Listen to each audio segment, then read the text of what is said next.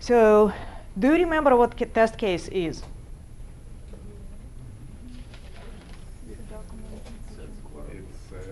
It's a simple answer, yes or no. Do you remember what the test case is? I'm not asking you for a definition as of now. Yes. Okay. Yes. Do you remember what test plan is? Yes. Do you remember what are requirements? Yes. What is functional spec? Does it ring the bell? The functional specification, right? Okay.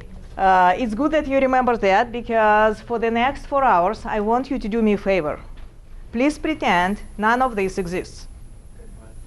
And this is just because Agile is very different from traditional software development methodology. And we'll go through the Agile process, software development and testing processes today. And I'll give you some basics. We will learn Agile on the example of Scrum, actually, which is one of the Agile methodologies.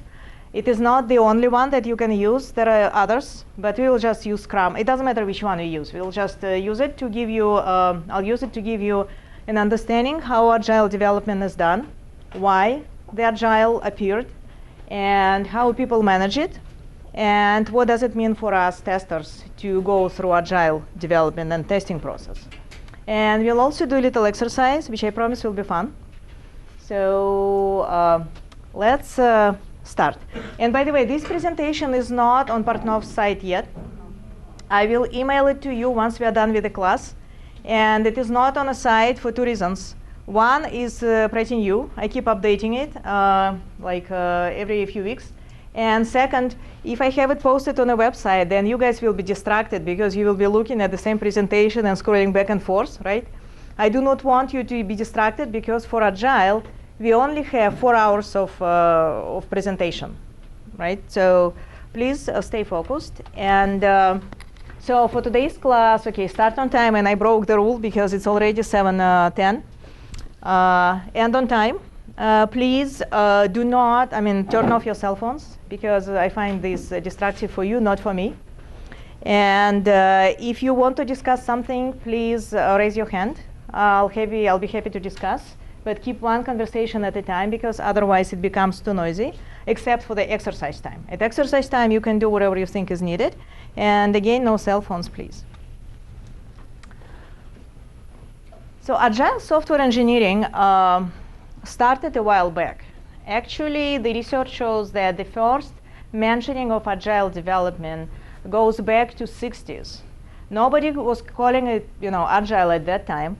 And for a very long time, people were doing the traditional software testing processes, and they did not call Agile. But some companies still did some of the Agile testing. So nowadays, if you Google for Agile development, you will get different names. You will get Scrum, you will get XP, which is extreme programming. You can get Lean development, and different names.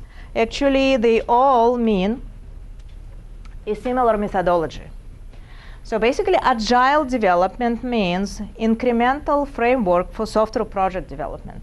So instead of doing one large, project in one piece, what people are trying to do, they're trying to develop incrementally. The incremental software development model was on the market for the last 10 to 15 years, and people were calling it incremental. But over time, they formalized this incremental development into Agile development. And why people are doing Agile? I'll try to explain you with simple chart.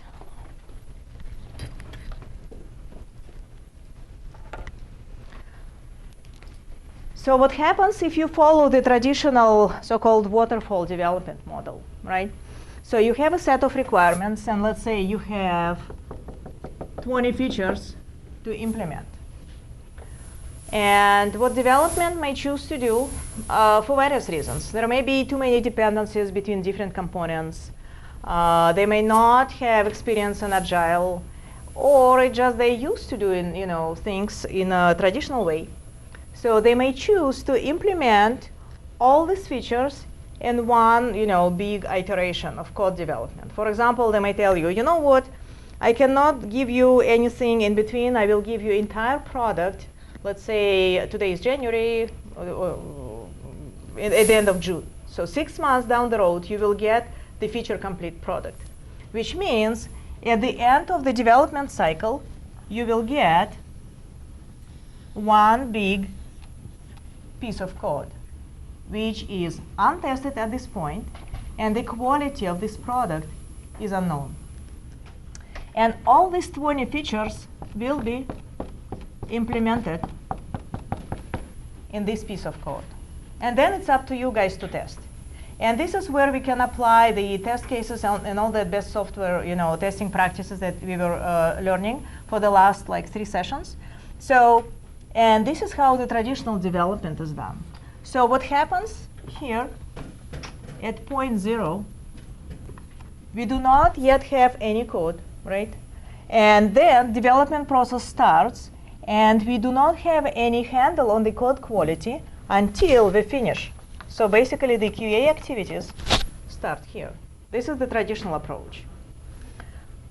For many projects, this approach historically was found to be inefficient. And people found this by experience. And the reason for this approach being inefficient is that when you do not evaluate the quality of your product for a long time, then you will find critical issues at the end, right? You may find some fundamental design issues at the end, and then you do not have time to react to those bugs in an appropriate manner. So you will not have time to fix all the design issues, and basically if there is a fundamental design flaw in the product, then when you find it too late in the game, you will not have time to react quickly and redesign all the product because your release time is already here, right? So that means you will not release a high quality product in time if you have major issues. Plus, market is quickly changing these days. Back in 80s or 90s, most of the companies, when they developed softwares, they had, schedules and planning and processes, and everything was outlined in advance. And the schedules looked really nice. But nowadays, because of the high competition and the increasing speed of software development, the market, you have to pace the market. You have to chase your customers, and you have to provide something, that satisfies customers quickly, right? You may not have the luxury of having like 6 months just to understand if your concept is right, right? You need something, that gives you a quicker turnaround. So what people started doing, they started doing this incremental or agile development. So at this 0 point, what we have a set of 20 requirements. What people would do, and we'll go through the details later on, I'm just giving you the high-level overview of incremental development and agile processing. So what people would do, they would look at that set of 20 requirements, and when I say people, I mean the software development team. That includes development, right, engineering, quality assurance team, project management, if the company has project management, tech support, maybe, program managers, yes, business analysts, yes. Whoever you can gather is a project team. You have those people in a room, and you guys start brainstorming, on this feature set. So the key players in reviewing these features are development, because they know how to develop, or at least they think they know how to develop, and the product marketing. The people who know the market are also key players in this game. So if you have 20 requirements, you can sit in a room and prioritize all the requirements and say, okay, out of 20 requirements, we have, let's say, 5 requirements which are P1, which means high priority requirements. Unless we implement those, we cannot release, right? And then we have another like 4 or 5 features which are kind of P2 priority, which means if you do not do those, we can probably still release. The customers will not be the happiest customers in the world, but we can still release. And then there may be some others which are cosmetic changes, and it's nice to have, but if you do not release, that's fine. And again, this set may be, we may have like 15 P1 features without which we cannot release. or we may have 5. It all depends. There are no standards, right? It all depends on your product, on your market segment, and on your development team, and how well you know the market, and what you expect of your product. And then what people do, they say, okay, we have development team of 5 people, and we know how much we can accomplish in a particular period of time. So let's try to develop these features first. The high priority features would go into the product first, and then let's test it and see whether it's functional. So instead of having one big blob of code with the unknown quality, development team develops some code, and at this point, we try to understand the quality and see if the quality of these 5 features is good enough to release. So basically, and then if we look at this code and we test, we QA people, we test whatever developers developed, and if you find this product to be good enough to have sufficient quality, we go and implement the next set of features, which may be, so this is the P1 features, let's say we had 5, right? And then for the second iteration, we will choose the P2 features, or lower priority features. And again, we develop this code, and then we bring this quality to a standard level. And then, if product looks good at this point, we will go and develop the rest of the features. So see what happens. Instead of having a potentially shippable product at the end of your development cycle, which can mean like 6 months down the road, the effort for development and testing is time-boxed.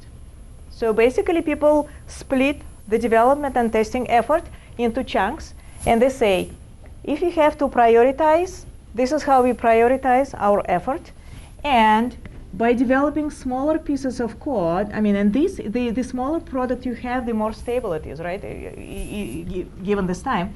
So we are accessing the quality. We are accessing the quality, and at any given point of time when the time box is finished, we have a potentially shippable product. Now, with second testing, is that comprehensive? That includes... You mean when we do the second cycle, do we retest what we tested in the first cycle? That's a trick question, and we'll talk about this later on. It all depends on your project and what you agreed upon, and we'll talk about details of Agile. It's not always that simple. I would like to say yes to you. It should be retested, but it depends, on what features are and how much the code was churned, and so yeah, it varies from project to project. Ideally, it should be, especially if you have automation in place. Test automation will help you regress what was already developed, right? But yeah, we'll talk about this later on. Okay, so, and by following this model, so this is your time box. By following this model, what is happening? First of all, you stabilize your product early on, right? Instead of having stable product 6 months down the road, you may have your product stable within 4 weeks. This product will not have the complete feature set. It will not have all 20 features in it developed and fully functional. It will have maybe 5, but it will be a potentially shippable increment if, let's say, the market pushes you to release. You can probably release this product. Again, this approach is not applicable to each and every project, each and every software, because it depends on the complexity, and we'll talk about challenges in Agile and where it can or cannot be applied. But I'm just explaining you the general principle of Agile. And so this time box varies again from company to company and project to project, but in average it takes from 2 to 4 weeks. And this time box, so basically every 2 to 4 weeks, 2 weeks in my opinion is too little, unless you have a really small application like maybe iPhone app or web-based site where you do some cosmetic changes, then you can possibly do this. But usually it is between 4, some companies choose to do 6 weeks. That's also acceptable. So, but at least every month and a half, you will have your product stabilized and brought to definite level of quality, And then the project team, which is developers plus QA plus program management plus product, marketing. So that project team can decide, look at the quality and the feature set that we have, and decide whether you want to release or not. So this is the basic principle of agile development and why people are doing it. Do you have any questions on this chart? Okay. Yes or no? No. No. Okay, good. So, and this is what I'm saying. So all names of Agile, and you may have like Scrum, XP, Lean, they do have this similar methodology in place. So we follow incremental framework for software project development. And the purpose of having this is to accommodate rapid product changes. Because one more advantage of having this model, Agile model, is this. Let's say we started this project in January. And this set of features was based on the market requirements on January 1st, right? The product marketing guy, the guy who owns the product would come and say, yeah, I want these 20 features to be implemented in this product. And it took us, let's say, 4 weeks or 6 weeks to develop the first increment. And mid-February, by Valentine's Day, by February 14th, we have first potentially shippable product, right? And at this point, we can look at these, requirements and see if we should start the second, time box for development. But what may happen, the market, remember the market is changing quickly these days. So the market may change between beginning of January and mid-February. So the guy who owns the product marketing guy, can come to you and say, you know what, we wanted to do these 4 features as priority 2 features. But now the market changed, so the competitors released this and this and this, we cannot beat them. Instead, let's do this feature and this feature and this feature and this feature, So what, if you follow the incremental development, then changing requirements on the fly is easy. I'm not saying this is ideal, but if you have to pace the market, if you have to chase your customers and the market requirements, this is what you can do. So, and this way, by reprioritizing the requirements for each time box, you can accommodate rapid product changes. And product changes should follow market changes. So the market changes, right? So you need to adjust quickly. If the market changes here, you cannot do anything because your features are interdependent and they're all being developed in parallel. So even if the market changes with this model, you cannot quickly react. So you will still release the product with this set of features. But chances are, by the time you release your product, your market is gone. You can miss the market opportunity. I had this story happening to some of my friends. They established a startup, and they were very good and successful, but they missed the market window. And the startup just vanished, unfortunately. They had a very good networking, protocols and everything, but they missed their window.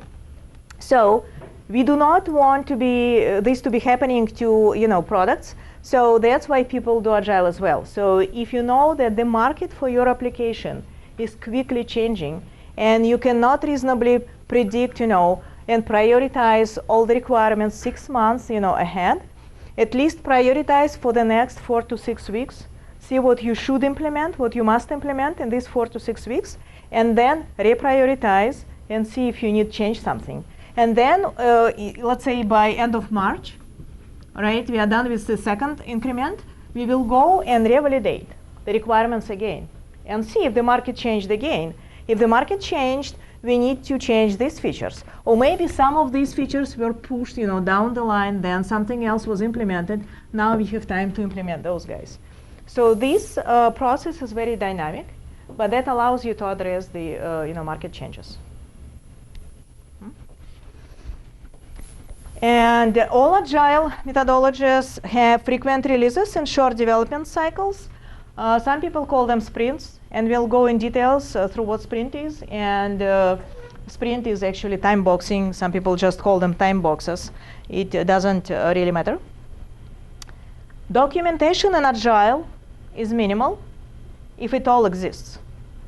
That's the principal difference, because if you look at the process, if you only have 4 to 6 weeks to develop and test a set of features, chances for you to have time to develop proper documentation are minimal. I've been to a conference recently in Vegas. That was a conference for the software development, and everyone was doing Agile. And I asked people, okay, how do you feel about documentation? And people said that yes, we do not have time to develop documentation, but we found it difficult to track your history if you don't have the documentation, right? So you don't have time to have proper documentation in place. On the other hand, it's challenging not to remember or have track of what you did in the past. So many companies and projects and teams come up with the hybrid approach where they kind of do Agile. They do not have the formalized set of cases in place. So basically all that exercise that we did with you, right, in the previous classes, they don't go through that. Instead, they may just go with the checklist, where for each test case, they would have at least one line description of what they tested. They can keep it in Word documents and Excel documents, but at least people still want to have, an ability to go back and see what was tested in previous releases and whether it passed or failed. But again, the documentation is minimal. However, what is being tracked is the set of requirements, because set of requirements defines the content of your product, right? And it is very dynamic. So this set of requirements should be very well defined, and it may change over time, but these are the features that are being tracked. And as I said, Agile teams frequently do not have any formal test cases, just some checklists or some other notes on the testing that was done. It also depends on your technology, because many teams, they use test automation. And when you have test automation suite in place, you can always go back and see what was tested, right, in previous releases. But on the other hand, developing automation and testing manually in parallel is also challenging. So I'll tell you later on how people overcome this and how they deal with the Agile development. Despite of all these challenges, people still think Agile is beneficial, just because, first of all, it allows you to have potentially shippable product in shorter periods of time, and secondly, it allows you to accommodate rapid market changes. So that's why people do Agile.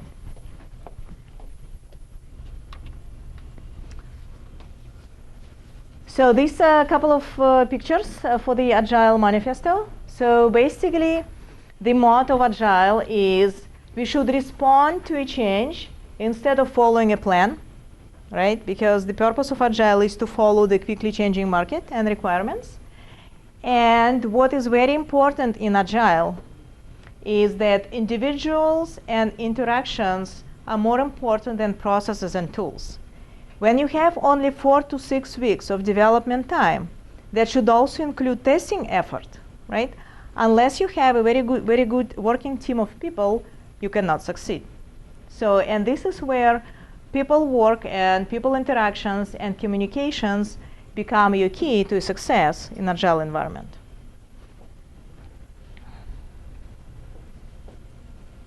So this is a few lines of comparison between the traditional software development approach and Agile. So as you remember, in traditional software development, we have predefined set of features and low requirements churn. So basically, we are trying to finalize the requirements this early in the cycle. We are trying to say, okay, these are the 20 requirements we will implement, nothing else, nothing more, nothing less, and we go with that. Instead, in Agile, we have dynamically defined and prioritized sets of features. So for each increment, for each time box, you will have its own set of features, which may change dynamically. So in traditional development, we deliver large piece of software here, or entire product, which has less stability at the end. And in Agile, we are delivering in smaller pieces, one by one. But because we have shorter development periods, these pieces of software are more stable at any given point of time.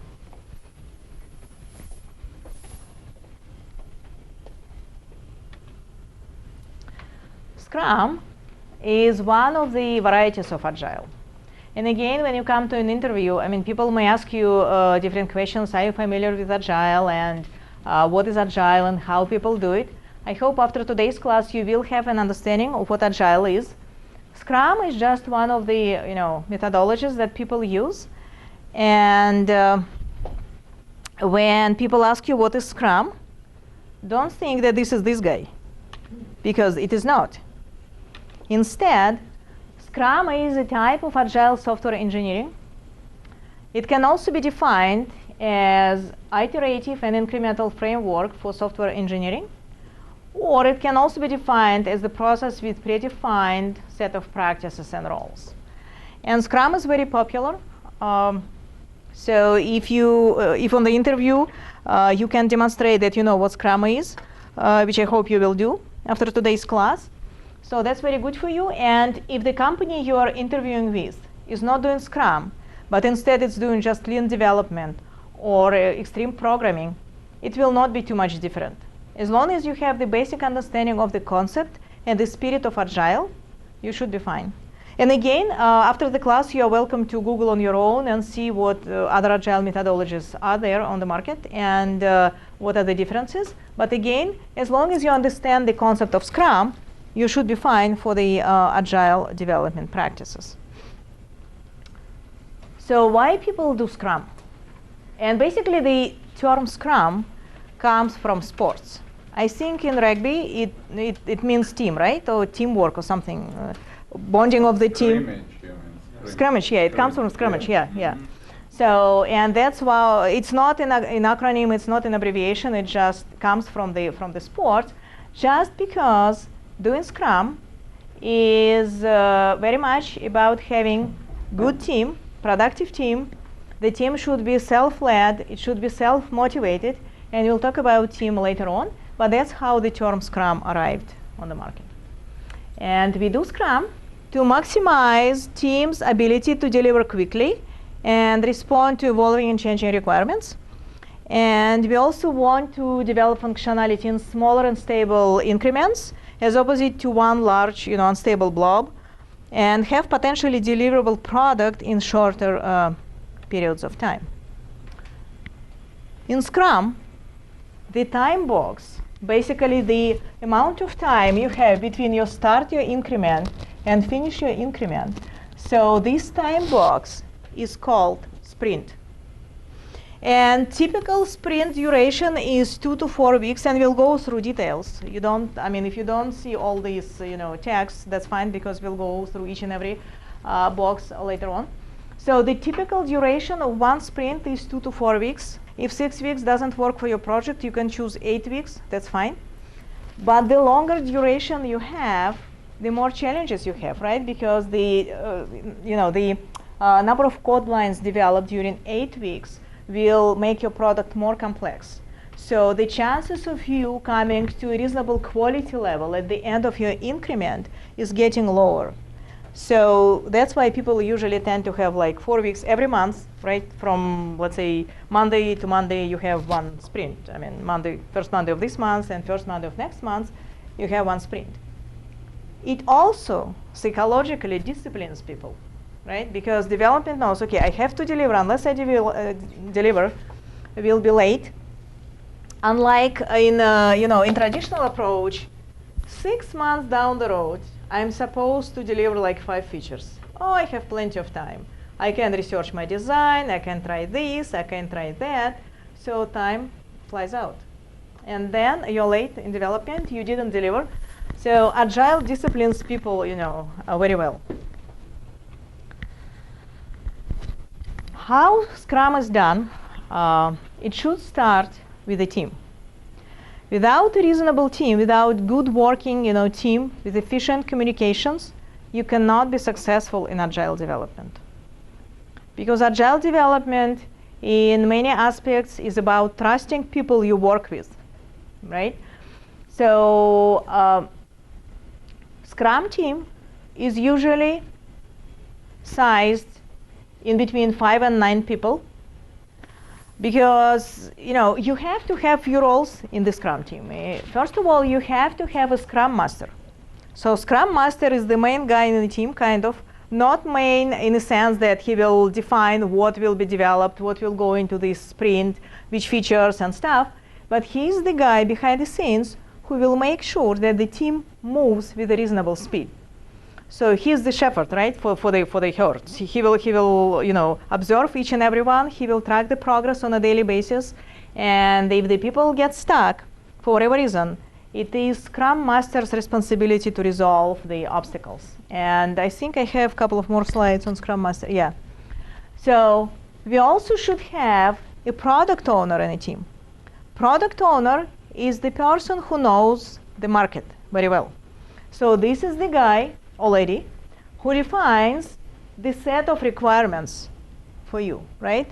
And we should also, and okay, so we already have 2 people who should be part of the Scrum team, right?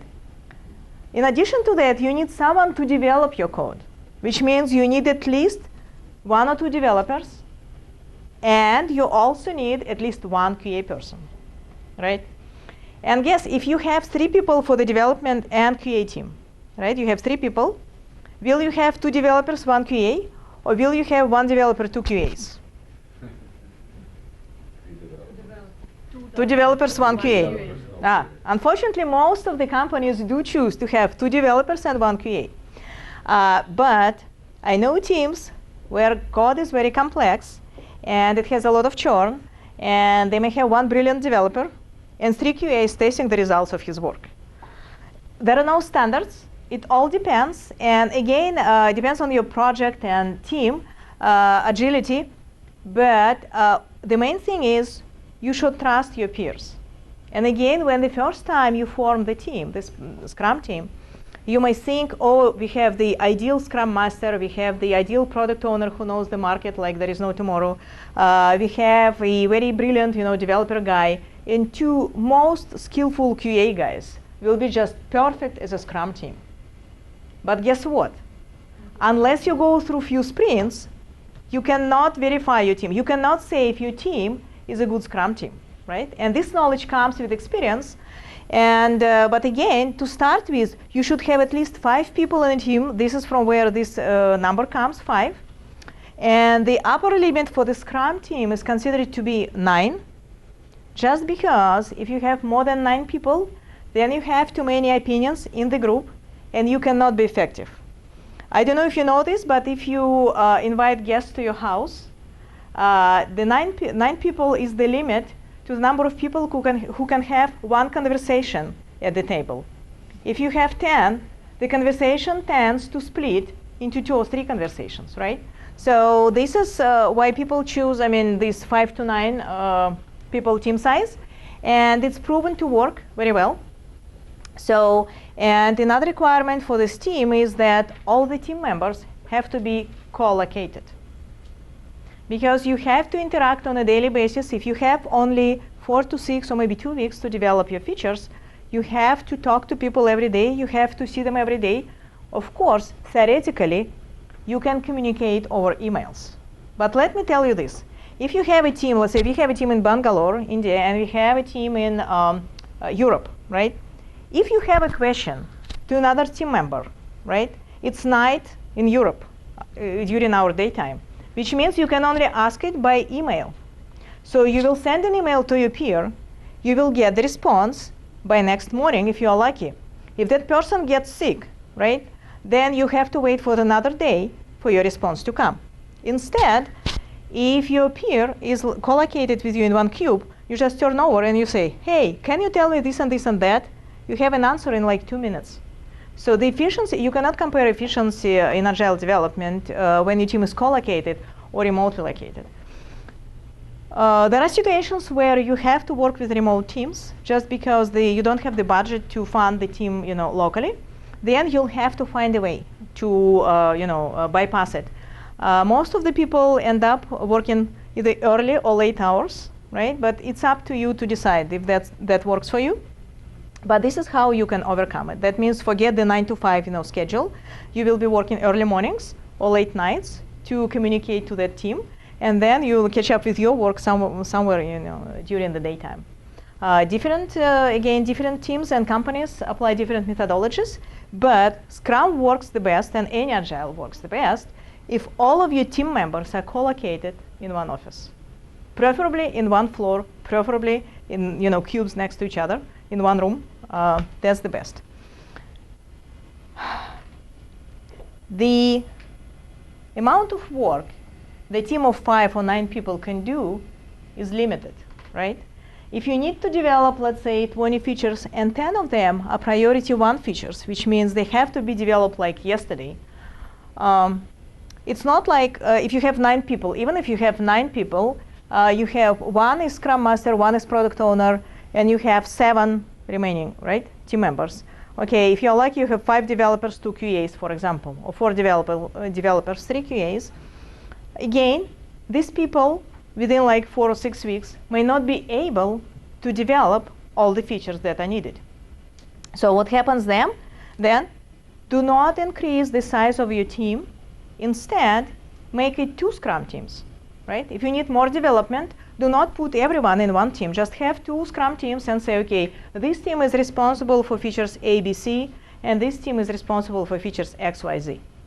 This way, you can still be efficient in Scrum, and you can still develop the set of features that is needed by just 2 Scrum teams. So what will happen in this case, let's say this is the feature set developed by team A, and you will have another team, this is team A, and then you will have another team, team B, which will be developing its own set of features. And at some point, you will need to integrate. So you may spend 1 sprint in integrating the 2 products. Nowadays, people are talking about continuous integration. Like you have to rebuild all your code in one piece, and then someone else have to test it. But it depends on the process established in the company. If you don't have the luxury of having automation for continuous integration, then what you can do, teams can develop in parallel, and at some point, we may choose to do 1 sprint only for integration. No new features are added.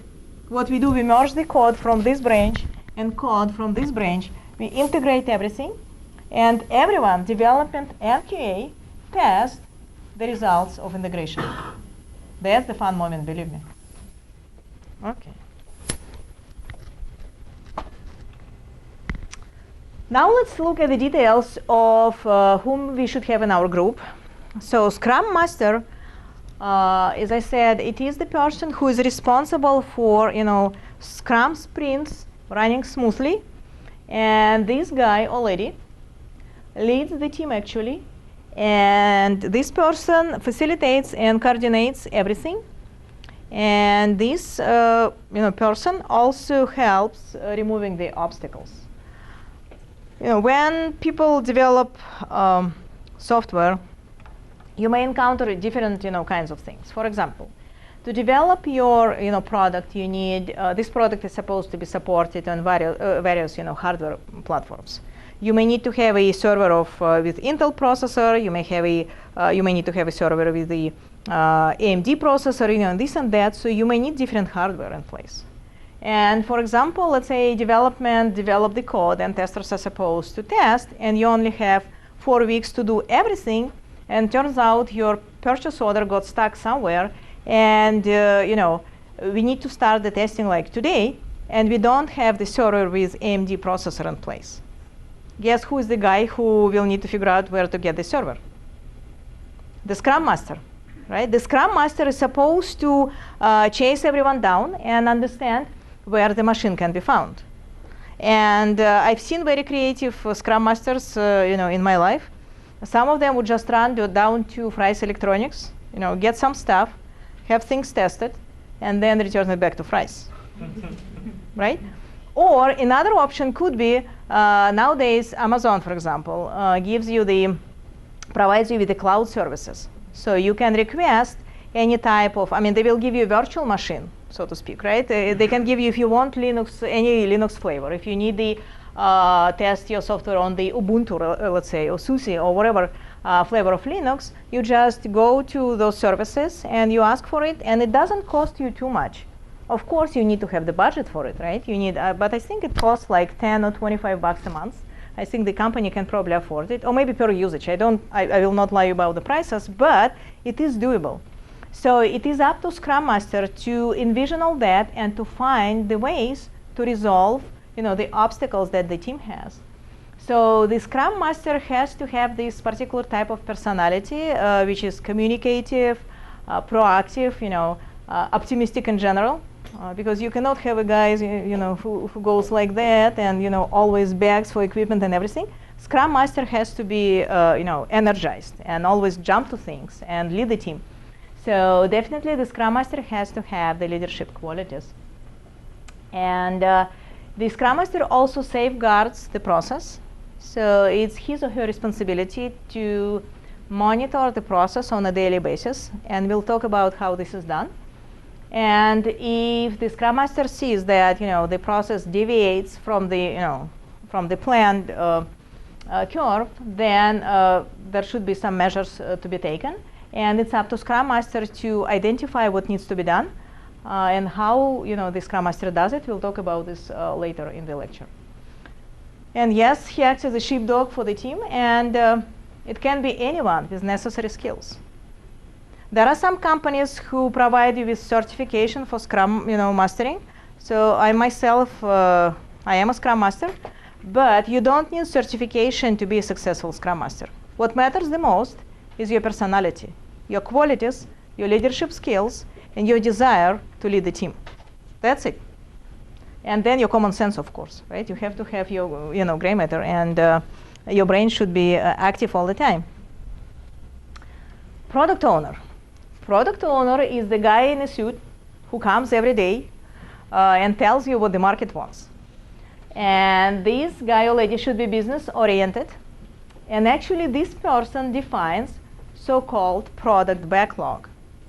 Product backlog, I'm purposely inserting this terminology here so you guys can get used to it. So product backlog, it is a fancy name for the set of requirements. This is the terminology that comes from Agile world. So backlog is nothing else but the set of features that we identified for our project to develop. And the product owner also prioritizes the features because this guy is supposed to know the market the best. Of course, nobody said that this guy is the best guy to know the market unless it's proven. But after a few sprints, you will know. After a couple of releases, you will know if the product owner is really a good product owner, if he or she knows the market very well.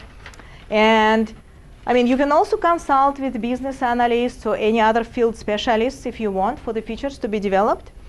And the product owner owns the vision of the product and the release dates and costs, right?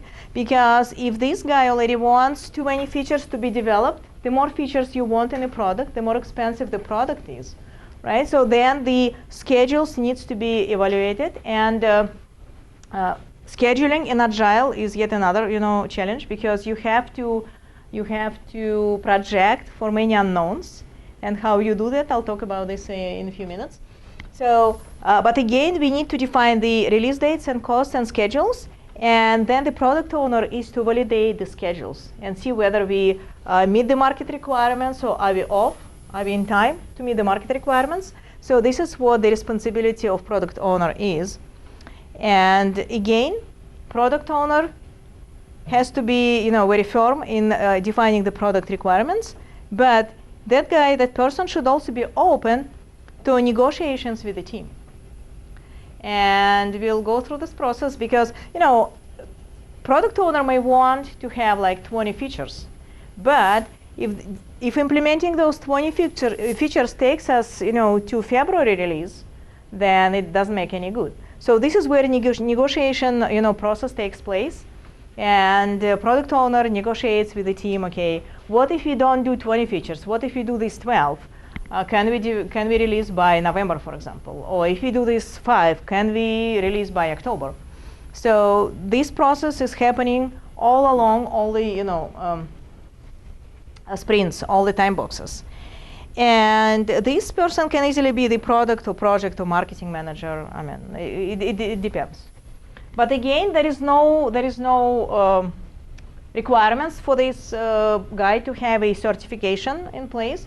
However, by expertise, by knowledge, the product, project, or marketing managers are the best people for this role, because you have to know the market, you have to know your customers.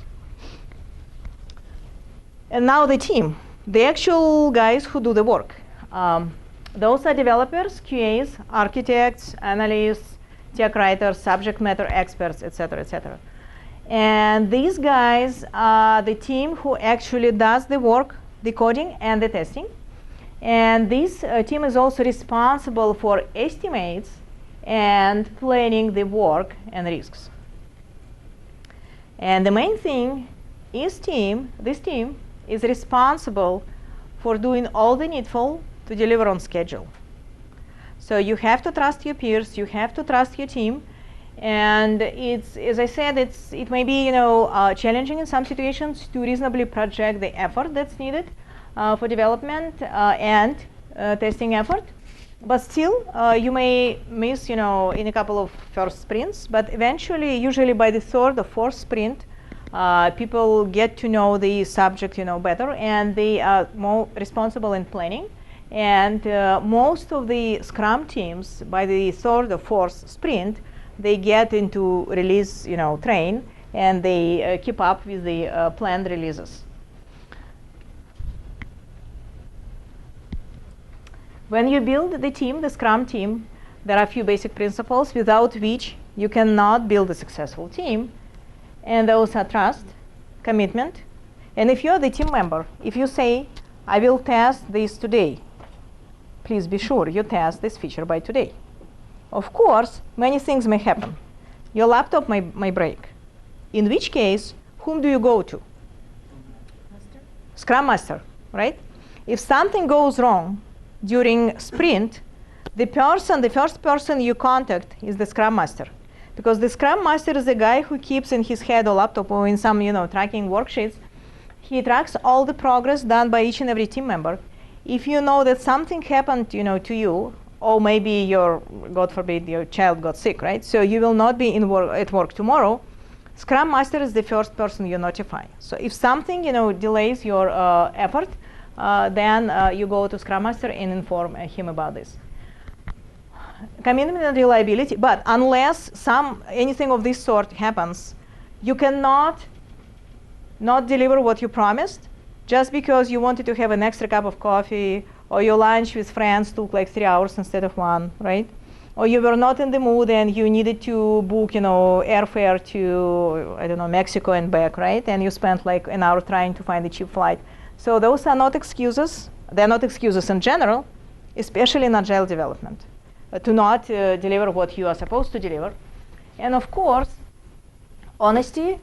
You have to be honest with your team. If something prevents you from doing the task that you're assigned to, be vocal and communicative and tell, yeah, this is why I cannot do this. Excuse me. Be professional. Be an effective communicator. Unless the communications are effective within the team, you cannot successfully deliver. And most of Scrum teams are self-organized and self-led. If you noticed, there is no manager position in a Scrum team, right? It doesn't mean the project in general will not be managed at all.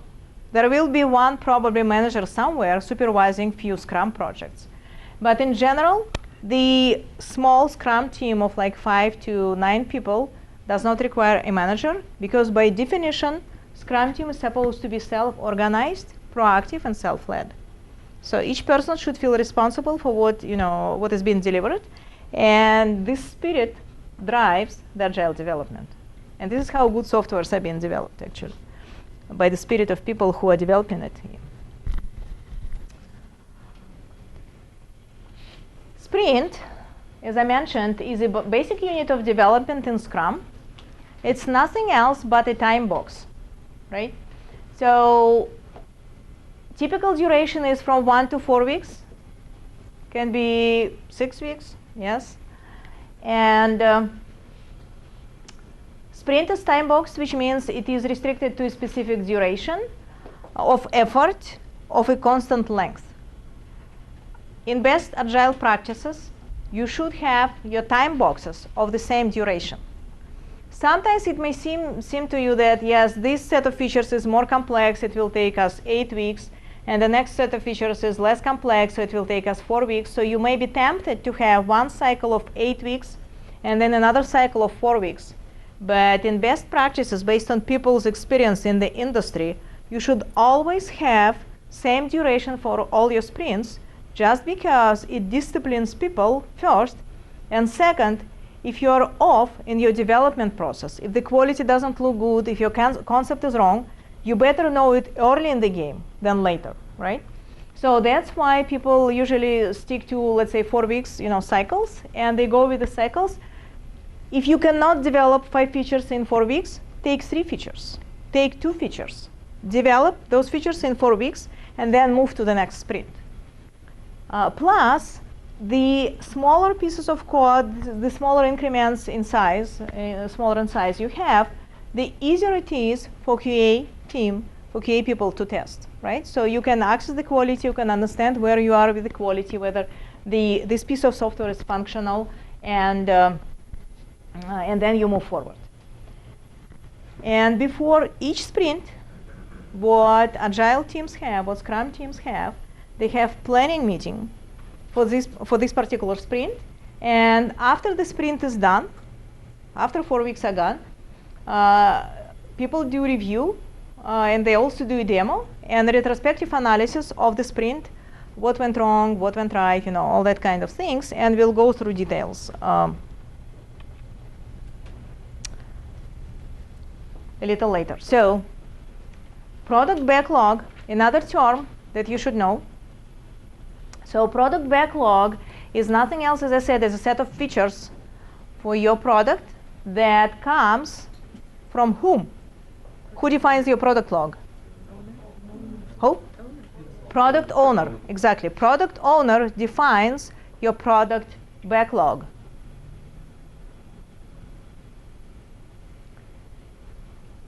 And this product backlog may be as long as 50 features. It may be as short as 10 features. It all depends. I mean, there are no standards on how big or small your product backlog should be. And if you look at that wall, you will see those post-its. And I'm using the post-its just because many teams who practice Agile and Scrum, they do work with post-its, just because it's very easy to change the priorities, right?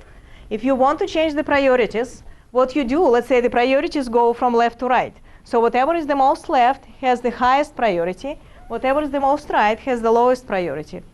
In the sprint planning meetings, the product owner would go and say, you know what, I want these first five post-its to be implemented in the first iterations. And then development would come and say, no, you know what, we cannot do this unless we do this first, right? So, and then the product owner would look at this and said, yeah, but then we do not do this. I cannot do without that. So please do this at the end, right? And then development would think and say, yeah, probably we may escape doing this, but then we should do at least this, And this is how, the sprint planning meetings go.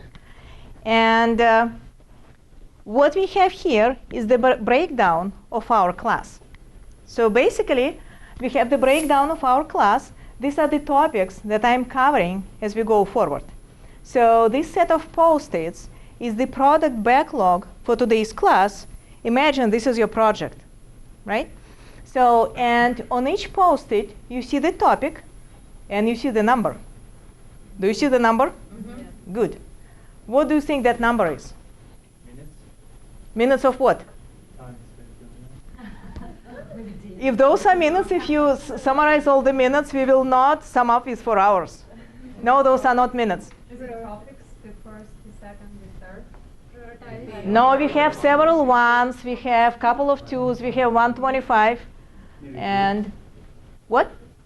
Teams, maybe teams. Teams? No, because I'm the presenter. I'm doing the work. You guys are not yet working in Scrum, right? So I'm doing the Scrum. Do you have a slides for each topic? It is not the number of slides. No, because we have several, numbers which are the same, right? We have several ones, so those cannot be slide numbers. Priority? No, it is not the priority. No, no.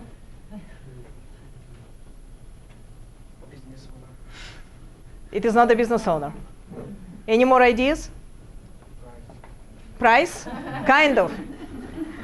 It is kind of, I mean, it is not price because I cannot price the lecture to you. You've already paid, right? So no, these are actually the work units that I think we will spend as a team on those topics. So basically, if I take 4 hours of time and I split it by these topics based on my experience, right, or with this class, those numbers are the relative work units. If you break, I know that we have, I think overall, probably it's like 51 work units or something. So if you break all that, this is the relative weight of this topic in the course of tonight's class. In other words, if it was the actual Agile project where we would develop the software, those would be the work units. So basically, when the product backlog is defined by the product owner, the very important parameter for each feature is how long it will take, or how much effort it will take for development to develop and for testers to test this feature. Unless you have this number, you cannot, and this should be in man days, right? Of course, in our case, it's relative work units. Those are not man days. Otherwise, we would be stuck like for a couple of months here, right? So, but in real life, people provide those estimates in man days, which means if one person is developing, let's say, this feature, right, how many days it will take this person to develop and test. And for this feature, maybe 1 day. For this feature, will be 5 days, and stuff like that. The challenge in defining the longevity of effort for those features is that when this project starts, when the software development project starts, and if this is a new project, and the team never did Agile development before, if you're just starting in Agile, you need to understand how you can reasonably project the effort, right? And there are 2 main methodologies that people use in Scrum in Agile development. One is approximation. So what you can do, you can split all your features in buckets. And for simplicity, you can say, you can bucketize your features as small features, medium features, and large features, right? So I'm giving you an example here for the house painting project. So let's say this is the floor plan of our house, and this is a 3-bedroom, 2-bath house. It has a garage and a kitchen, and you need to paint this house, right? If you need to quantify the work which is needed for each unit, and the part of the house, and you have garage, you have kitchen, you have hollow living room, you have 2 bedrooms and 2 bathrooms and 3 bedrooms. If you need to split the effort, if you need to categorize and bucketize your effort as small, medium, and large, your garage is which one? Small. Garage is small? What about this guy? Because it's all relative, right? Okay, so your bathroom is which one? Small. It is the smallest piece, right? So this bathroom? Small. Okay, this guy? Large. This guy? Medium. Kinda, yeah. This one? Large. This one? Medium? If this is large and this is medium, I think this is large. Kitchen?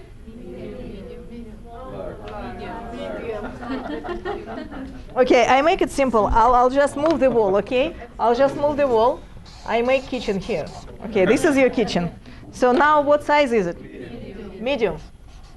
What about whole living room? Extra large. Right? Extra.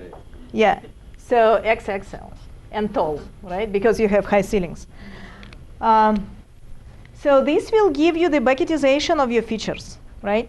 And people do this because sometimes if it is a completely new project, it's hard to predict how long it will take to develop a feature. So by categorizing this, what you do, you bucketize your features first. And then you try to understand for a small feature, because it's always easier to quantify something smaller in size than, for example, this extra large, right? So you take the smallest feature And both development and QA guys look at this feature, and they collectively try to understand how long it will take them to develop this feature, develop and test this feature, right? And collectively, they come with the estimate that the small feature, for example, the small feature will take us 2 days. And then, how many small features we have? Again, collectively, development and QA look at the feature. They try to better understand the effort. And for example, for the medium, we've looked at it and we said, yeah, it will be 4 days. How many medium features we have? 2, right? Which means overall effort is how much? 8 days. Okay. And then the large items, right? For the large items, we brainstormed, we looked at the feature, and we decided collectively between development and QA that each large feature takes, let's say, 7 days. How many large features we have? 3, which means 21 days. Now the biggie, right? The XXL, the living room. 10 days, for example. I'm making the numbers up, but in real life, development and QA would look into the, feature itself, what needs to be developed, would probably think through approximate list of tasks to be run on that, and give this estimate. So this one, we have only 1 feature, so the total effort is 10 days. Now, you have this bucket of 2 small features, 2 days each, 2 medium features, right? In the medium bucket, 4 days each. You have 3 large ones, 7 days each. You have 1 biggie of 10 days. And with this approximation in place, it becomes easier to plan your sprints. If your sprint is 4 weeks, right? And you have 4 weeks is how many days? 20 days, right? Are we working on weekends? I'm proud of you guys. So business days, we have 20 business days in 4 weeks, so it is 20 days. And let's say we have a team, development team, the guys who actually do the work, not the Scrum Master who runs around, right, with the stick and makes people do things, and not the product owner who chats with customers all the time, but the actual hardworking guys, right, in working helmets. We have, let's say, 2 developers, 1 QA. This effort is collective between QA and development. So we know that if we have 20 days and 3 people, how many man days we have? 60, right? 60 man days. And how many days of development and testing effort we have in total? 4 and 8, 31, 43? Yes or no? Yeah. Okay, yeah. So 43. We are lucky, because it seems like we can finish all of our features in 1 iteration, right? If the iteration is 4 weeks. Now, to make life interesting, let's say we have an iteration of 2 weeks, because the market is changing very fast, and the marketing people, the product owner wants us to deliver faster. Then if we have only 2 weeks, we have 10 days. With 3 people, we have 30 working days. That means we have 43 days of total effort, development plus QA, but for the first sprint, we only have 30 man days, which means we need to cherry pick features that would fit in the 30 days window, right? How can we cherry pick? We can probably, right? Take away garage. Yeah, it's easy because garage, nobody cares about the garage, right? You can put junk and stuff in the garage, and then nobody will even see what a beautiful job you did in the garage. But what is important also, remember that all your features will be prioritized, right?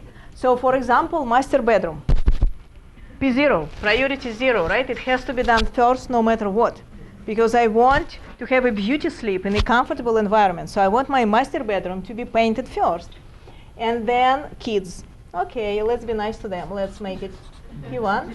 Let's make this P1, and this is for the in-laws. Let's be nice to them, right? They help with the kids. Okay, fine. Kitchen. Who said kitchen?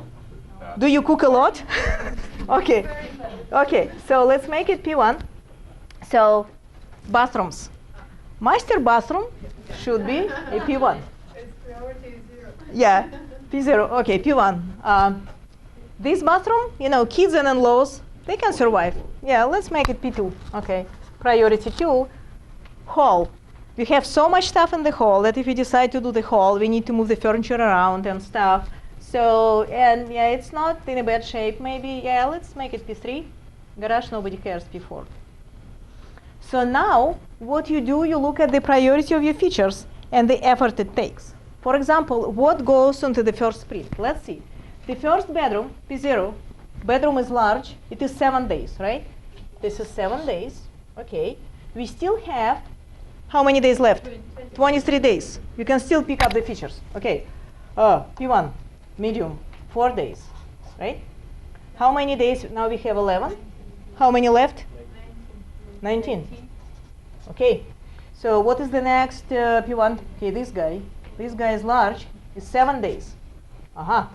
Now we have 18 days of effort, right? And 11 days left.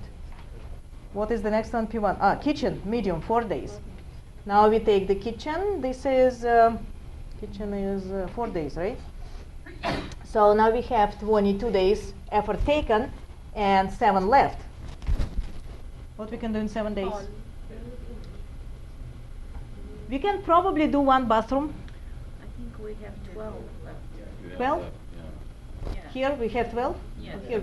18 plus 12 makes 30, right? 19 instead of 18. Okay. 19 here. And still 11. Okay. 12? 18? Okay, you count better, guys. I trust you. You're my team, I trust you. Okay, so and then we take, what else do we take? We took this guy, right? So then we have 22 days of effort already planned for the sprint. We have only 7 days. 8, sorry, thank you. 8 days left. Oh, in 8 days, we can do 2 bathrooms. And we'll complete almost everything except for P3 and P4. Isn't it beautiful? Yes, it is. So we are taking those 2 bathrooms, and our sprint planning is done. So we filled, this with all the resources. We cannot take more than that. And this is how planning is done using this methodology, approximation, right?